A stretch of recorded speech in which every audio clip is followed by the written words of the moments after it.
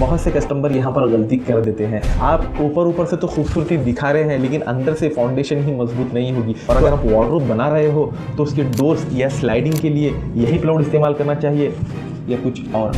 उससे डोर्स और स्लाइडिंग की लाइफ थोड़ी कम हो जाती है। खत्म, बाय बाय। एक ही फेविकॉल को सारी जगह यूज करते हैं। अभी पाइनोट क्या है और मिक्स पाइन क्या है ये भी समझाता हूँ। और ज्यादा गर्मी होने की वजह से, ह्यूमिडिटी होने की वजह से ये लैमिनेट्स में क्रैक भी आ सकता है।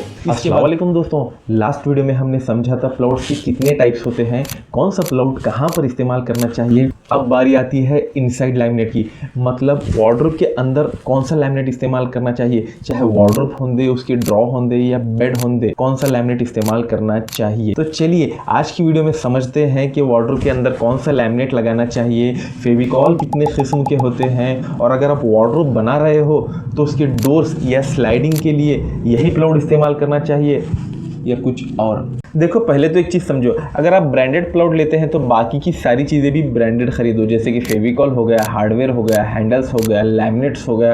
अगर आप नॉर्मल प्लाईवुड खरीदते हैं तो बाकी की सारी चीज़ें भी नॉर्मल ही खरीदो। बहुत से कस्टमर यहाँ पर गलती कर देते हैं। एग्जाम्पल से समझाता हूँ, बहुत से लोग ऐसा करते हैं, प्लाईवुड ब्रांडेड लेते हैं लेकिन उसके ऊपर फेविकॉल नॉर्मल लगाते हैं, 0.8 mm का लैमिनेट बाहर से यूज़ करते हैं और हार्डवेयर भी एकदम नॉर्मल क्वालिटी का यूज़ करते हैं। इसका कोई मतलब नहीं बनता। और दूसरी तरफ ऐसा भी करते हैं, नॉर्मल प्लाई के ऊपर एक्रेलिक लैमिनेट चिपकाते हैं। एक्रेलिक लैमिनेट कम से कम 4 से 5 हज़ार की शीट होती है, इसका कोई सेंस नहीं बनता। आप ऊपर से तो खूबसूरती दिखा रहे हैं लेकिन अंदर से फाउंडेशन ही मजबूत नहीं होगी। तो ऐसा भी मत करो। ले रहे हो तो पूरा ब्रांडेड लो, अगर नॉन ब्रांडेड में जा रहे हो तो पूरा नॉर्मल लो। देखो अंदर के लैमिनेट मेनली 2 टाइप्स के होते हैं, एक होता है ऑफ वाइट या हाफ वाइट भी बोलते हैं, और दूसरा वाला होता है fabric laminate. Of white laminate लगाने का नुकसान ये है, ये वाइट होने की वजह से बहुत जल्दी गंदा हो जाता है, दाग धब्बे बहुत जल्दी दिख के आते हैं, शायद आपको रोज़ साफ सफाई करना भी पड़े और दिखने में भी बहुत गंदा लगता है, ज़रा भी प्रीमियम लुक नहीं देता। इसलिए मेरे एक्सपीरियंस के हिसाब से ऑफ वाइट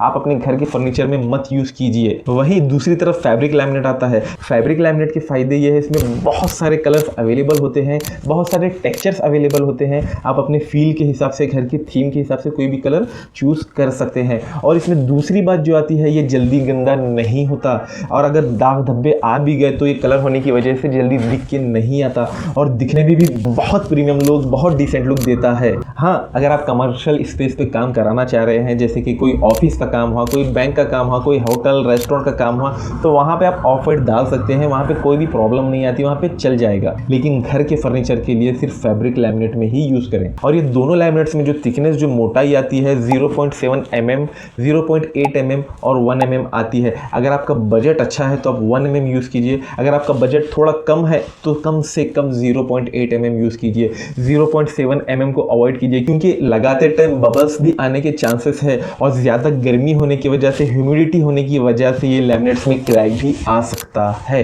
इसके बाद बारी आती है फेविकॉल की। आप लोगों ने अक्सर नोटिस किया होगा, आप प्लाई वाटरप्रूफ लेते हो, लैमिनेट भी अच्छी क्वालिटी, अच्छे ब्रांडेड लेते हो, लेकिन कुछ दिन बाद पानी लगने की वजह से लैमिनेट प्लाईवुड से अलग हो जाता है। ऐसा क्यों होता है? इसकी सबसे बड़ी वजह ये है, मेरे कारपेंटर भाई एक ही फेविकॉल को सारी जगह यूज़ करते हैं। मतलब फेविकॉल में भी बहुत सारे टाइप्स होते हैं। नॉर्मल फेविकॉल आता है, वाटरप्रूफ फेविकॉल आता है, स्पीड काम करने का फेविकॉल आता है, एक्रेलिक और पीवीसी के लिए अलग फेविकॉल आता है।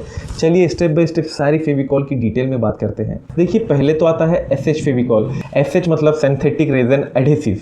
इस फेविकॉल को आप नॉर्मल जगह पे यूज़ कर सकते हो, जैसे वार्डरोब हो गया, बेड हो गया, लॉफ्ट हो गया।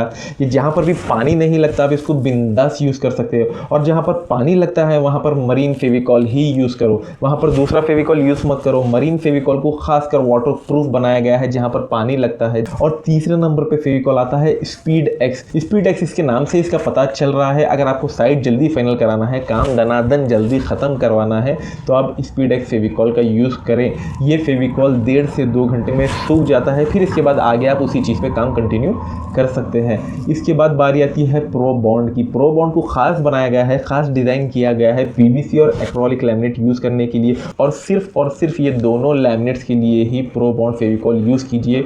नॉर्मल लैमिनेट के लिए मत कीजिए, वरना आपके घर के फर्नीचर का बजट बढ़ जाएगा।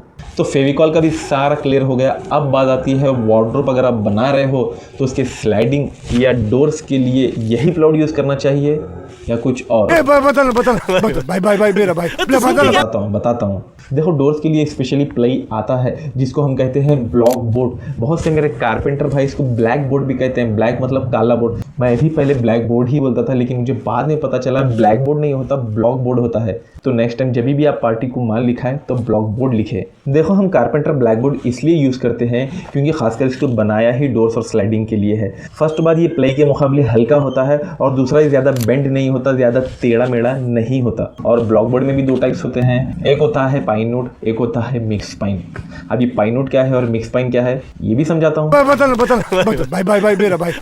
देखो पाइन वुड ब्लैक बोर्ड में पाइन ट्री मतलब पाइन के झाड़ की लकड़ी यूज होती है जो कि बहुत हल्की होती है, इसलिए बनने के बाद ब्लैक बोर्ड हल्का होता है। और दूसरे नंबर पे आता है मिक्स पाइन। मिक्स पाइन में सब सारी जंगली लकड़ी इधर की उधर की सारी लकड़ी यूज करके बनाते हैं, तो इसका वेट थोड़ा हैवी होता है।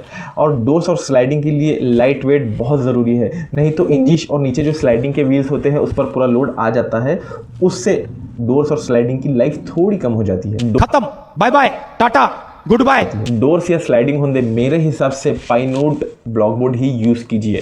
अगर हम इसकी थिकनेस की बात करेंगे, इसमें भी 2 से 3 थिकनेस आते हैं। 19 mm डोर्स के लिए इस्तेमाल कीजिए। 7 फीट रंदे 8 फीट रंदे कोई भी प्रॉब्लम नहीं आती। अच्छे ब्रांडेड पाइन वुड प्लाउड लियो कोई भी प्रॉब्लम नहीं आती। और स्लाइडिंग के लिए 25 mm का ब्लैक बोर्ड यूज़ कीजिए। इसके अलावा 32 mm का भी आता है और शायद उसके ऊपर का भी आता है, लेकिन हमारे काम में ज़्यादा ज़रूरी नहीं आता। हाँ, घर के मेन डोर जो बेडरूम के डोर्स होते हैं उसके लिए 32 mm लगता है, उसके बारे में हम एक अलग से वीडियो बनाएंगे। तो आज के लिए बस इतना ही। अगर किसी भी चीज़ के बारे में कोई भी कंफ्यूजन है या मुझसे बताने में कोई भी गलती हो गई हो, अगला वीडियो किस टॉपिक पे चाहते हो कि भाई इसके बारे में बताओ, तो नीचे ज़रूर कमेंट करें। मिलते हैं अगली वीडियो में।